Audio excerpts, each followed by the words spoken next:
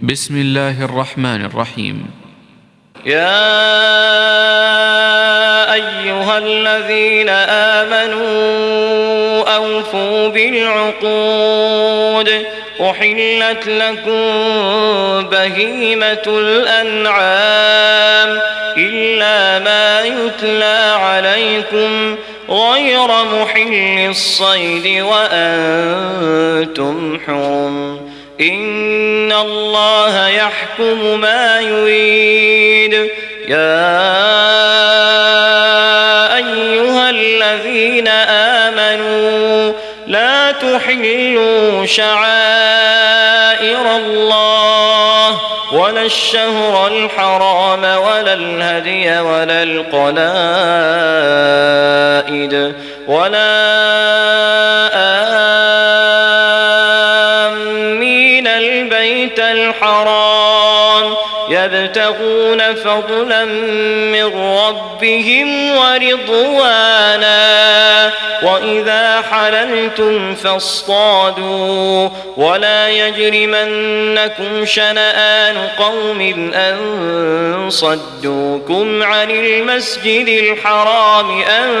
تعتدوا وتعاونوا على البر والتقوى ولا تعاونوا على الإثم والعدوان واتقوا الله إن الله شديد العقاب. حرمت عليكم الميتة والدم ولحم الخنزير وما أهل لغير الله به والمنخنقة والموقوذة والمتردية والنطيحة وما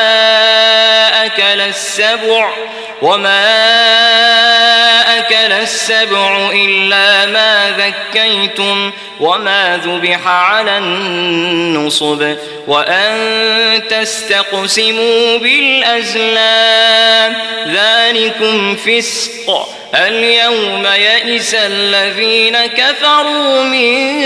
دينكم فلا تخشوهم واخشون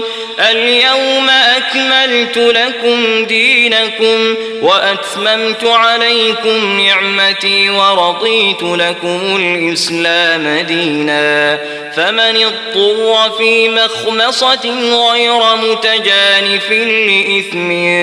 فإن الله غفور رحيم. يسألونك ماذا أحل لهم قل أحل لكم الطيبات وما علمتم من الجوارح مكلبين تعلمونهن مما علمكم الله فكلوا مما أمسكن عليكم واذكروا اسم الله عليه واتقوا الله إن الله سريع الحساب. اليوم أحل لكم الطيبات وطعام الذين أوتوا الكتاب حل لكم وطعامكم حل لهم والمحصنات من المؤمنات والمحصنات من الذين أوتوا الكتاب من قبلكم إذا آتيتموهن أجورهن محصنين غير مسافحين ولا متخذي أخدان ومن يكفر بالإيمان فقد حبط عمله وهو في الآخرة من الخاسرين. يا أيها الذين آمنوا إذا قمتم إلى الصلاة فاغسلوا وجوهكم وأيديكم إلى المرافق وامسحوا برؤوسكم وأرجلكم إلى الكعبين وإن كنتم جنبا فاطهروا وإن كنتم مرضى أو على سفر أو جاء أحد منكم من الغائط أو لامستم النساء فلم تجدوا ماء فتيمموا صعيدا طيبا فامسحوا بوجوهكم وأيديكم منه ما يريد الله ليجعل عليكم من حرج ولكن يريد ليطهركم وليتم نعمته عليكم لعلكم تشكرون واذكروا نعمة الله عليكم وميثاقه الذي واثقكم به إذ قلتم سمعنا وأطعنا واتقوا الله إن الله عليم بذات الصدور يا أيها الذين آمنوا كونوا قوامين لله شهداء بالقسط ولا يجرمنكم شنآن قوم على ألا تعدلوا اعدلوا هو أقرب للتقوى واتقوا الله إن الله خبير بما تعملون وعد الله الذين آمنوا وعملوا الصالحات لهم مغفرة وأجر عظيم والذين كفروا وكذبوا بآياتنا أولئك أصحاب الجحيم يا أيها الذين آمنوا اذكروا نعمة الله عليكم إذ هم قوم أن يبسطوا إليكم أيديهم فكف أيديهم عنكم واتقوا الله وعلى الله فليتوكل المؤمنون ولقد أخذ الله ميثاق بني إسرائيل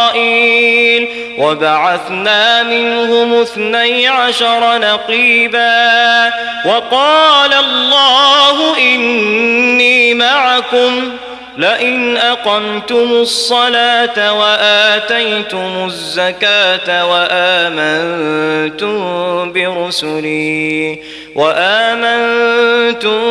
برسلي وعزرتموهم وأقرضتم الله قرضا حسنا لأكفرن عنكم سيئاتكم ولأدخلنكم جنات تجري من تحتها الأنهار فمن كفر بعد ذلك منكم فقد ضل سواء السبيل فبما نقضهم ميثاقهم لعناهم وجعلنا قلوبهم قاسية يحرفون الكلم عن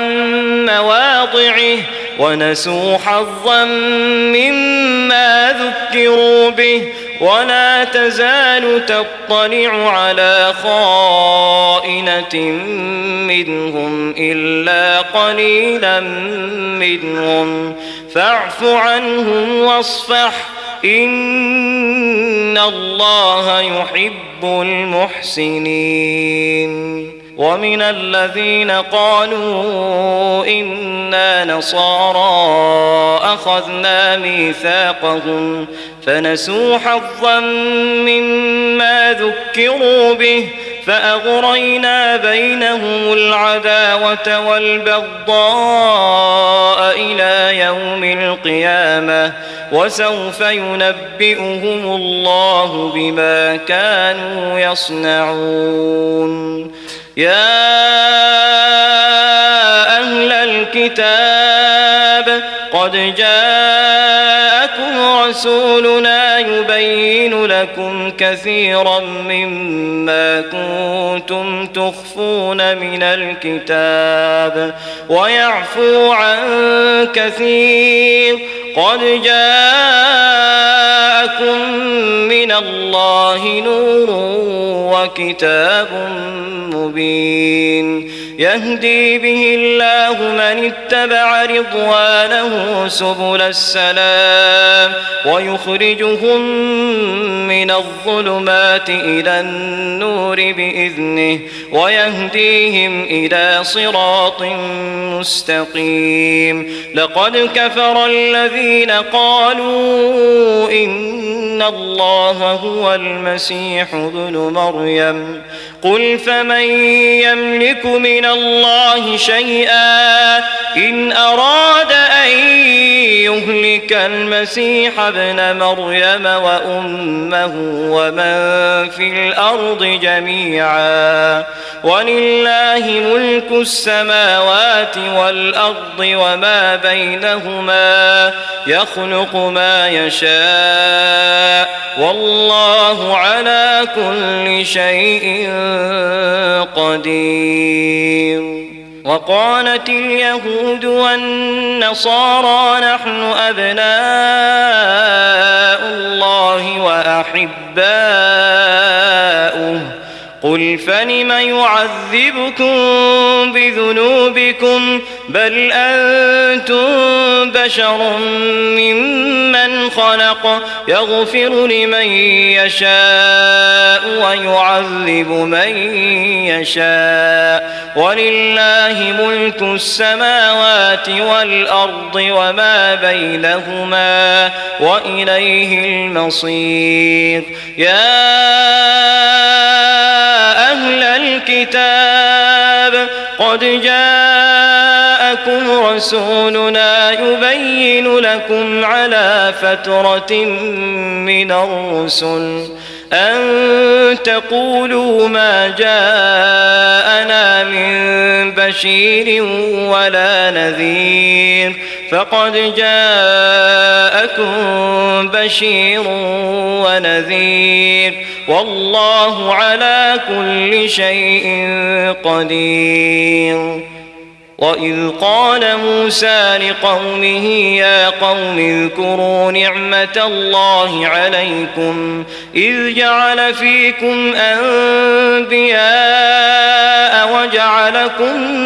ملوكا وآتاكم ما لم يؤت أحدا من العالمين. يا قوم ادخلوا الأرض المقدسة التي كتب الله لكم ولا ترتدوا على أدباركم فتنقلبوا خاسرين. قالوا يا موسى إن فيها قوما جبارين وإنا لن ندخلها حتى يخرجوا منها فإن يخرجوا منها فإنا داخلون. قال رجلان من الذين يخافون أنعم الله عليهما ادخلوا عليهم الباب فإذا دخلتموه فإنكم غالبون وعلى الله فتوكلوا إن كنتم مؤمنين. قالوا يا موسى إنا لن ندخلها أبدا ما داموا فيها فاذهب أنت وربك فقاتلا إنا هاهنا قاعدون. قال رب إني لا أملك إلا نفسي وأخي فافرق بيننا وبين القوم الفاسقين قال فإنها محرمة عليهم 40 سنة يتيهون في الأرض فلا تأس على القوم الفاسقين واتل عليهم نبأ ابني آدم بالحق إذ قربا قربانا فتقبل من أحدهما ولم يتقبل من الآخر قال لأقتلنك قال إنما يتقبل الله من المتقين لئن بسطت إلي يدك لتقتلني ما أنا بباسط يدي إليك لأقتلك إني أخاف الله رب العالمين إني أريد أن تبوء بإثمي وإثمك فتكون من أصحاب النار وذلك جزاء الظالمين فطوعت له نفسه قتل أخيه فقتله فأصبح من الخاسرين فبعث الله غرابا يبحث في الأرض ليريه كيف يواري سوءة أخيه قال يا ويلتى أعجزت أن أكون مثل هذا الغراب فأواري سوءة أخي فأصبح من النادمين من أجل ذلك كتبنا على بني إسرائيل أنه من قتل نفسا بغير نفس أو فساد في الأرض فكأنما قتل الناس جميعا ومن أحياها فكأنما أحيا الناس جميعا ولقد جاءتهم رسلنا بالبينات ثم إن كثيرا منهم بعد ذلك في الأرض لمسرفون إنما جزاء الذين يحاربون الله ورسوله ويسعون في الأرض فسادا أن يقتلوا أو يصلبوا أو تقطع أيديهم وأرجلهم من خلاف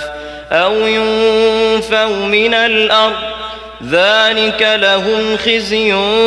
في الدنيا ولهم في الآخرة عذاب عظيم إلا الذين تابوا من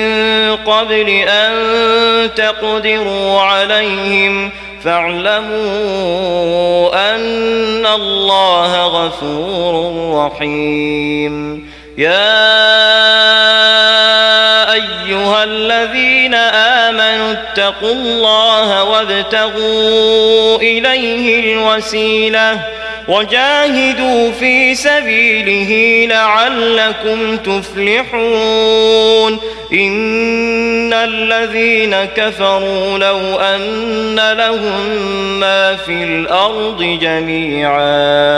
لو أن لهم ما في الأرض جميعا ومثله معه ليفتدوا به من عذاب يوم القيامة ما تقبل منهم ولهم عذاب أليم يريدون أن يخرجوا من النار وما هم بخارجين منها ولهم عذاب مقيم والسارق والسارقة فاقطعوا أيديهما جزاء بما كسبا نكالا من الله والله عزيز حكيم فمن تاب من بعد ظلمه وأصلح فإن الله يتوب عليه إن الله غفور رحيم ألم تعلم أن الله له ملك السماوات والأرض يعذب من يشاء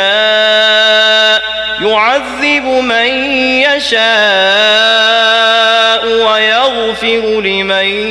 يشاء والله على كل شيء قدير يا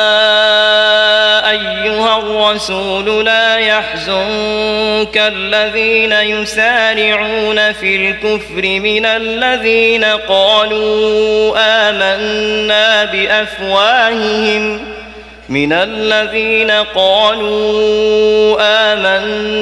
بأفواههم ولم تؤمن قلوبهم ومن الذين هادوا سماعون للكذب سماعون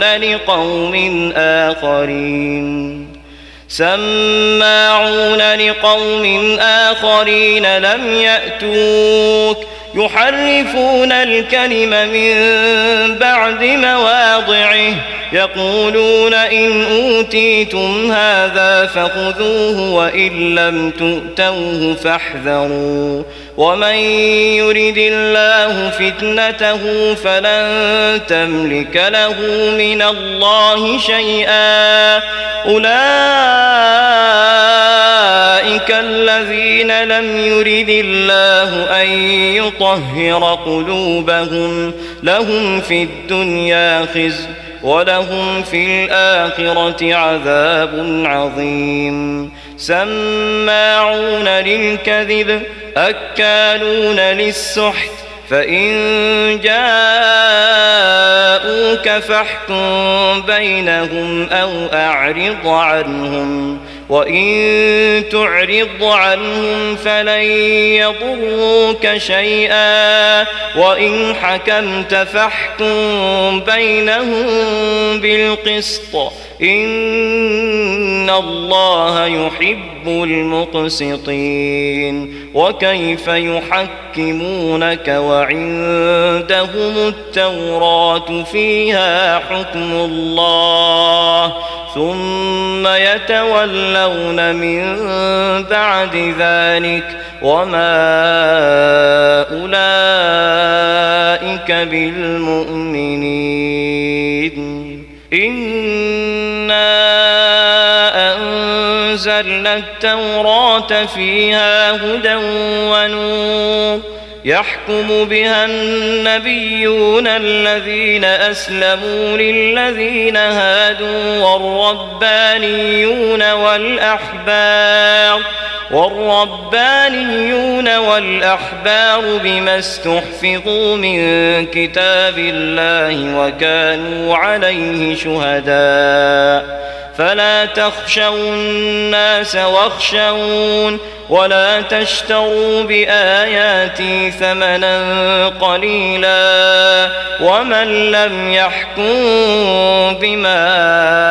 أنزل الله فأولئك هم الكافرون وكتبنا عليهم فيها أن النفس بالنفس والعين بالعين والأنف بالأنف والأذن بالأذن والسن بالسن والجروح قصاص فمن تصدق به فهو كفارة له ومن لم يحكم بما أنزل الله فأولئك هم الظالمون وقفينا على آثارهم عيسى ابن مريم مصدقا لما بين يديه من التوراة وآتيناه الإنجيل فيه هدى ونور ومصدقا لما بين يديه من التوراة وهدى وموعظة للمتقين وليحكم أهل الإنجيل بما أنزل الله فيه ومن لم يحكم بما أنزل الله فأولئك هم الفاسقون وأنزلنا إليك الكتاب بالحق مصدقا لما بين يديه من الكتاب ومهيمنا عليه فاحكم بينهم بما أنزل الله ولا تتبع أهواءهم عما جاءك من الحق لكل جعلنا منكم شرعة ومنهاجا ولو شاء الله لجعلكم أمة واحدة ولكن ليبلوكم فيما آتاكم فاستبقوا الخيرات إلى الله مرجعكم جميعا فينبئكم بما كنتم فيه تختلفون وأن احكم بينهم بما أنزل الله ولا تتبع أهواءهم واحذرهم أن يفتنوك عن بعض ما أنزل الله إليك فإن تولوا فاعلم أنما يريد الله أن يصيبهم ببعض ذنوبهم وإن كثيرا من الناس لفاسقون أفحكم الجاهلية يبغون ومن أحسن من الله حكما لقوم يوقنون يا أيها الذين آمنوا لا تتخذوا اليهود والنصارى أولياء بعضهم أولياء بعض ومن يتولهم منكم فإنه منهم إن الله لا يهدي القوم الظالمين فترى الذين في قلوبهم مرض يسارعون فيهم يقولون نخشى أن تصيبنا دائرة فعسى الله أن يأتي بالفتح أو أمر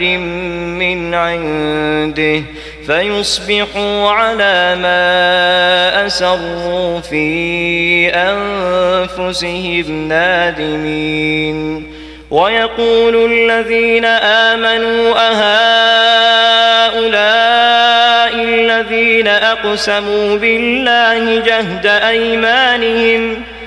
أقسموا بالله جهد أيمانهم إنهم لمعكم حبطت أعمالهم فأصبحوا خاسرين يا أيها الذين آمنوا من يرتد منكم عن دينه فسوف يأتي الله بقوم يحبهم ويحبونه أذلة على المؤمنين أعزة على الكافرين يجاهدون في سبيل الله ولا يخافون لومة لائم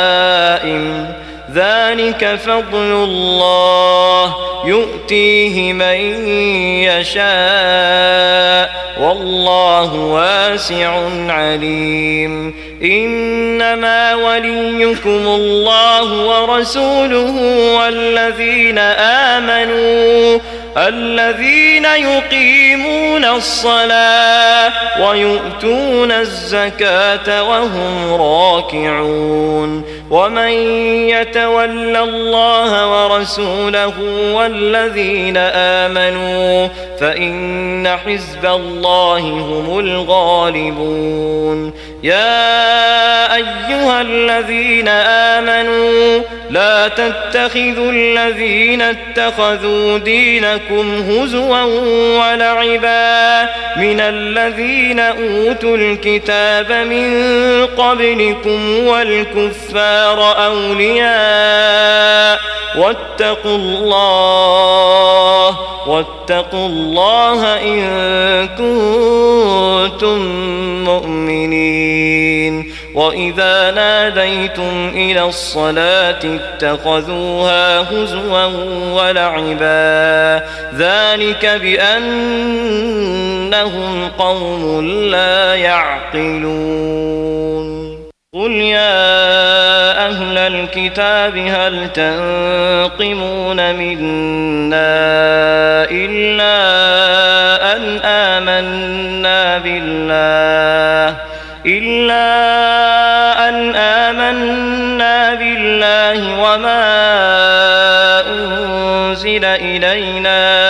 وما أنزل من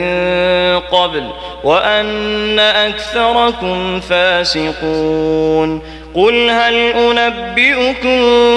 بشر من ذلك مثوبة عند الله من لعنه الله وغضب عليه وجعل منهم القردة والخنازير وعبد الطاغوت أولئك شر مكانا وأضل عن سواء السبيل. وإذا جاءوكم قالوا آمنا وقد دخلوا بالكفر وهم قد خرجوا به والله أعلم بما كانوا يكتمون. وترى كثيرا منهم يسارعون في الإثم والعدوان وأكلهم السحت لبئس ما كانوا يعملون. لولا ينهاهم الربانيون والأحبار عن قولهم الإثم وأكلهم السحت لبئس ما كانوا يصنعون. وقالت اليهود يد الله مغلولة غلت أيديهم ولعنوا بما قالوا بل يداه مبسوطتان ينفق كيف يشاء وليزيدن كثيرا منهم ما أنزل إليك من ربك طغيانا وكفرا. وألقينا بينهم العداوة والبغضاء إلى يوم القيامة كلما أوقدوا نارا للحرب أطفأها الله ويسعون في الأرض فسادا والله لا يحب المفسدين. ولو أن أهل الكتاب آمنوا واتقوا لكفرنا عنهم سيئاتهم ولأدخلناهم جنات النعيم. ولو أنهم أقاموا التوراة والإنجيل وما أنزل إليهم من ربهم لأكلوا من فوقهم ومن تحت أرجلهم منهم أمة مقتصدة وكثير منهم ساء ما يعملون. يا أيها الرسول بلغ ما أنزل أنزل إليك من ربك وإن لم تفعل فما بلغت رسالته والله يعصمك من الناس إن الله لا يهدي القوم الكافرين قل يا أهل الكتاب لستم على شيء حتى تقيموا التوراة والإنجيل وما أنزل إليكم من ربكم وليزيدن كثيرا منهم ما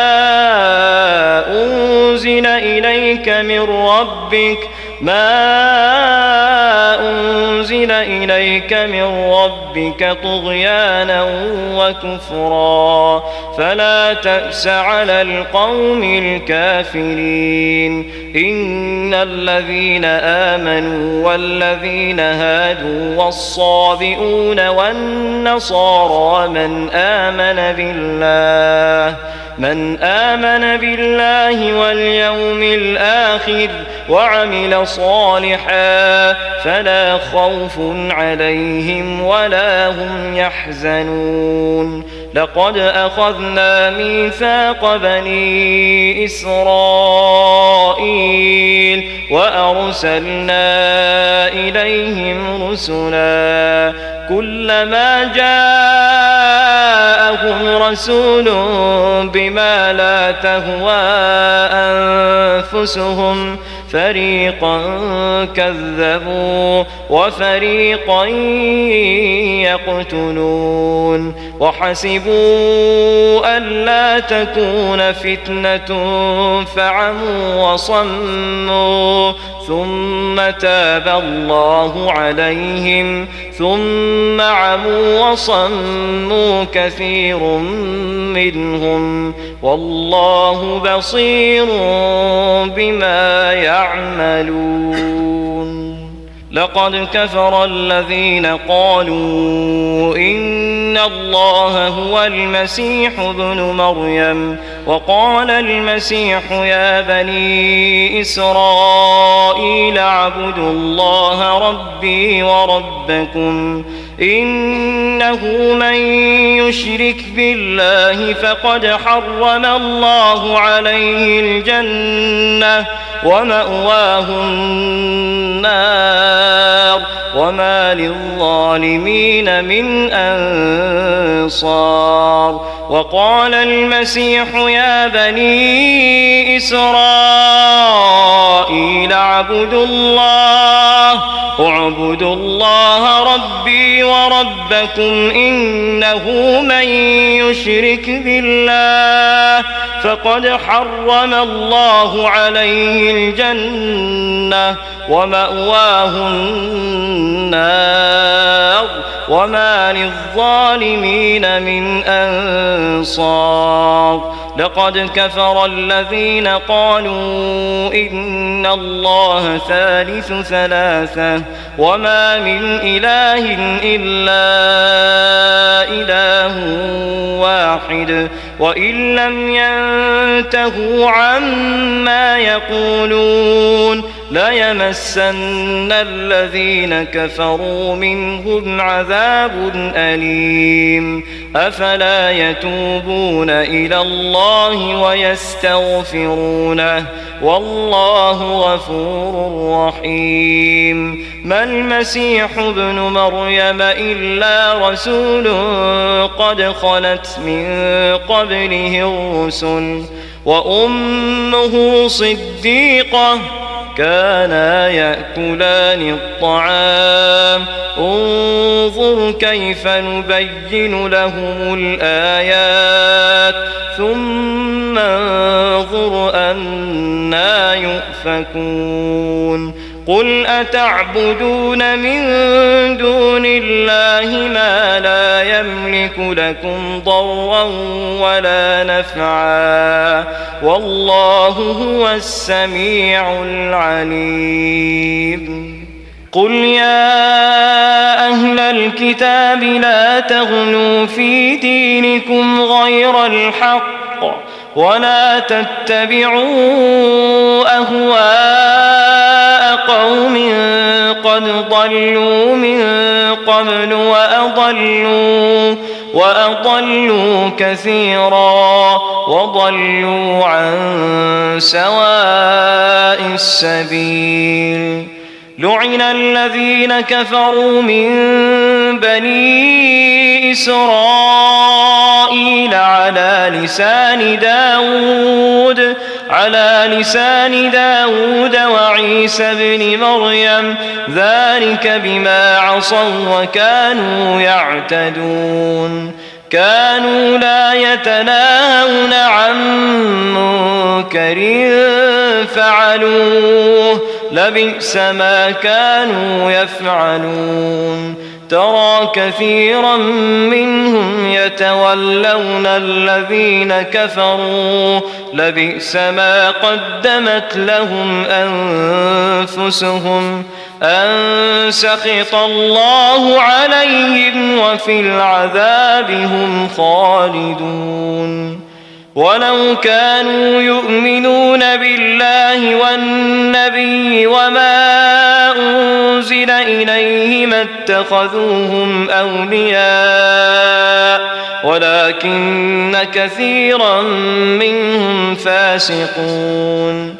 لتجدن أشد الناس عداوة للذين آمنوا اليهود والذين أشركوا ولتجدن أقربهم مودة للذين آمنوا الذين قالوا إنا نصارى ذلك بأن منهم قسيسين ورهبانا وأنهم لا يستكبرون. وإذا سمعوا ما أنزل إلى الرسول ترى أعينهم تفيض من الدمع مما عرفوا من الحق يقولون ربنا آمنا فاكتبنا مع الشاهدين. وما لنا لا نؤمن بالله وما جاءنا من الحق ونطمع أن يدخلنا ربنا مع القوم الصالحين. فأثابهم الله بما قالوا جنات تجري من تحتها الأنهار خالدين فيها وذلك جزاء المحسنين. والذين كفروا وكذبوا بآياتنا أولئك أصحاب الجحيم. يا أيها الذين آمنوا لا تحرموا طيبات ما أحل الله لكم ولا تعتدوا إن الله لا يحب المعتدين. وكلوا مما رزقكم الله حلالا طيبا واتقوا الله الذي أنتم به مؤمنون. لا يؤاخذكم الله باللغو في أيمانكم ولكن يؤاخذكم بما عقدتم الأيمان فكفارته إطعام 10 مساكين من أوسط ما تطعمون أهليكم أو كسوتهم أو تحرير رقبة فمن لم يجد فصيام 3 أيام ذلك كفارة أيمانكم إذا حلفتم واحفظوا أيمانكم كذلك يبين الله لكم آياته لعلكم تشكرون. يا الذين آمنوا إنما الخمر والميسر والأنصاب والأزلام رجس من عمل الشيطان فاجتنبوه لعلكم تفلحون إنما يريد الشيطان أن يوقع بينكم العداوة والبغضاء في الخمر والميسر ويصدكم عن ذكر الله وعن الصلاة فهل أنتم منتهون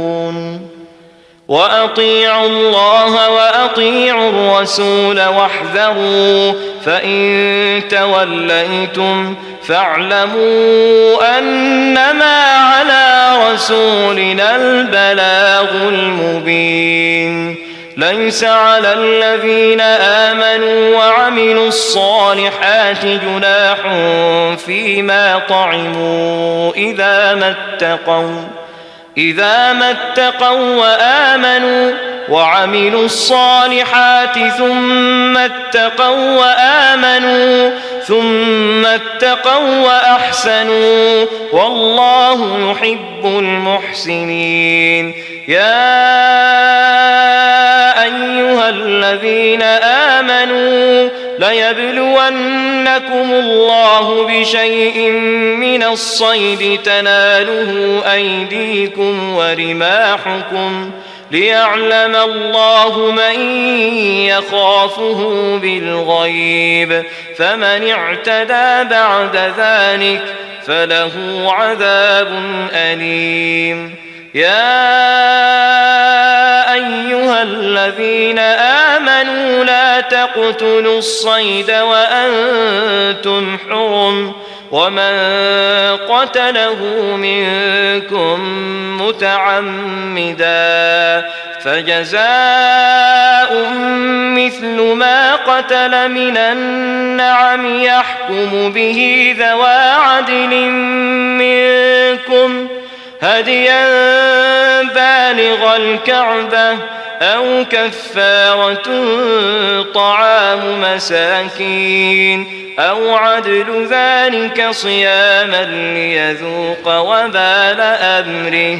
عفى الله عما سلف ومن عاد فينتقم الله منه والله عزيز ذو انتقام أحل لكم صيد البحر وطعامه متاعا لكم وللسيارة وحرم عليكم صيد البر ما دمتم حرما واتقوا الله الذي إليه تحشرون جعل الله الكعبة البيت الحرام قياما للناس والشهر الحرام والهدي والقلائد ذلك لتعلموا أن الله يعلم ما في السماوات وما في الأرض وأن الله بكل شيء عليم اعلموا أن الله شديد العقاب وأن الله غفور رحيم ما على الرسول إلا البلاغ والله يعلم ما تبدون وما تكتمون قل لا يستوي الخبيث والطيب ولو أعجبك كثرة الخبيث فاتقوا الله يا أولي الألباب لعلكم تفلحون يا أيها الذين آمنوا لا تسألوا عن أشياء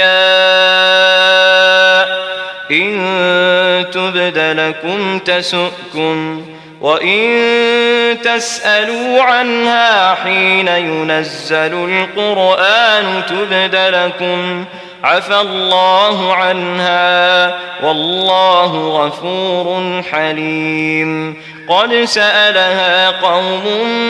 من قبلكم ثم أصبحوا بها كافرين. ما جعل الله من بحيرة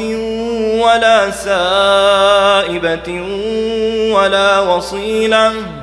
ولا وصيلة ولا حام ولكن الذين كفروا يفترون على الله الكذب وأكثرهم لا يعقلون. وإذا قيل لهم تعالوا إلى ما أنزل الله وإلى الرسول قالوا حسبنا ما وجدنا عليه آباءنا أولو كان آباؤهم لا يعلمون شيئا ولا يهتدون. يا أيها الذين آمنوا عليكم أنفسكم لا يضركم من ضل إذا اهتديتم إلى الله مرجعكم جميعا فينبئكم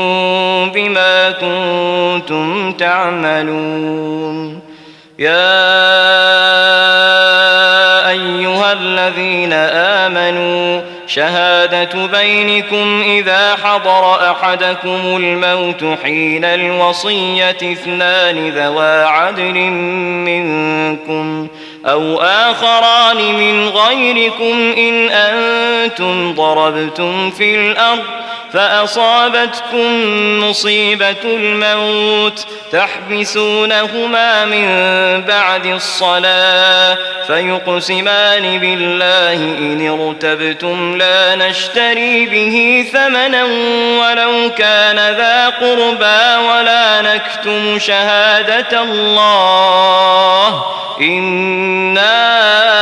إذا لمن الآثمين. فإن عثر على أنهما استحقا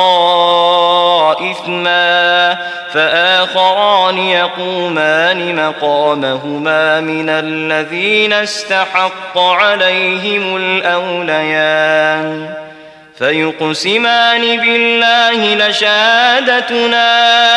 أحق من شهادتهما وما اعتدينا إنا إذا لمن الظالمين. ذلك أدنى أن يأتوا بالشهادة على وجهها أو يخافوا أن ترد أيمان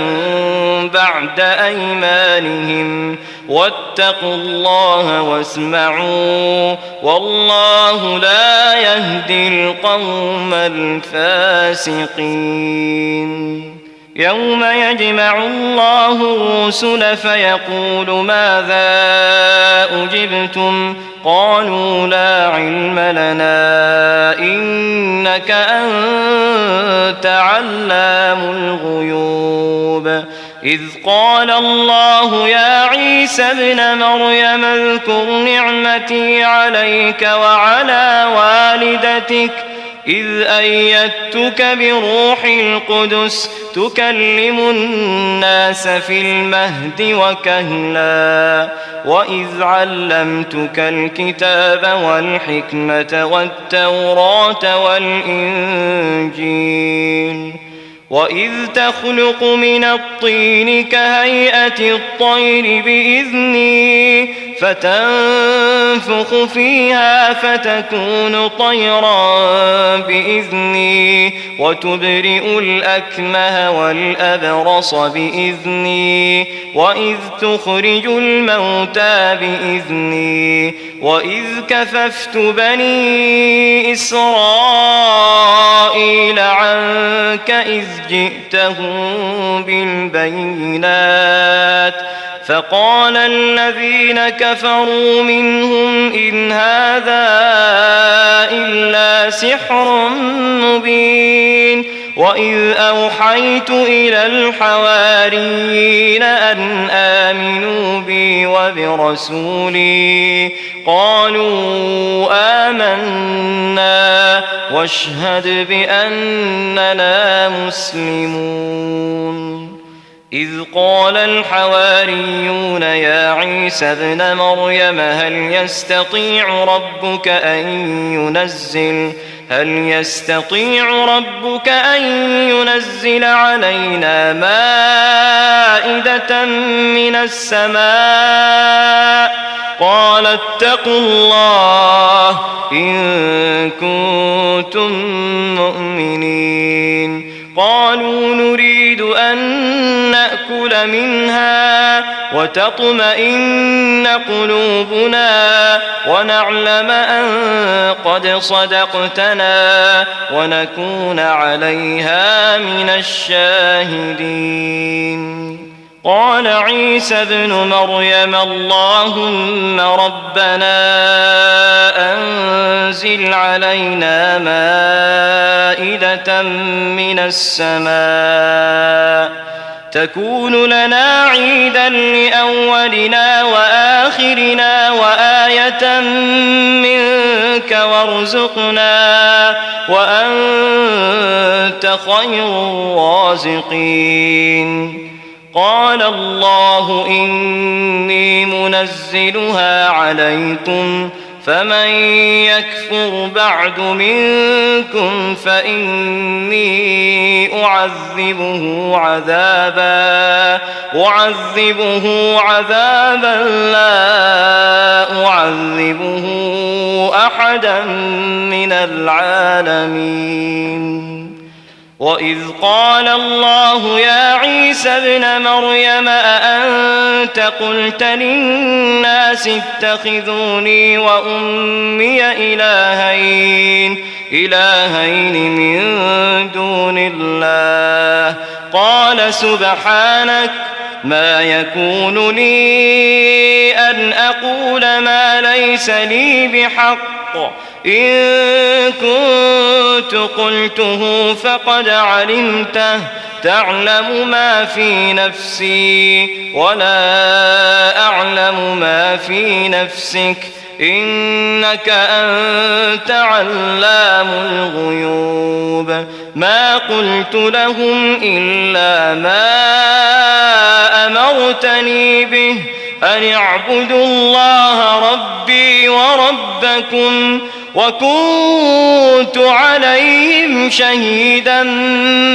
ما دمت فيهم فلما توفيتني كنت أنت الرقيب عليهم وأنت على كل شيء شهيد إن تعذبهم فإنهم عبادك وإن تغفر لهم فإنك أنت العزيز الحكيم قال الله هذا يوم ينفع الصادقين صدقهم لهم جنات تجري من تحتها الأنهار خالدين فيها أبدا رضي الله عنهم ورضوا عنه ذلك الفوز العظيم لله ملك السماوات والأرض وما فيهن وهو على كل شيء قدير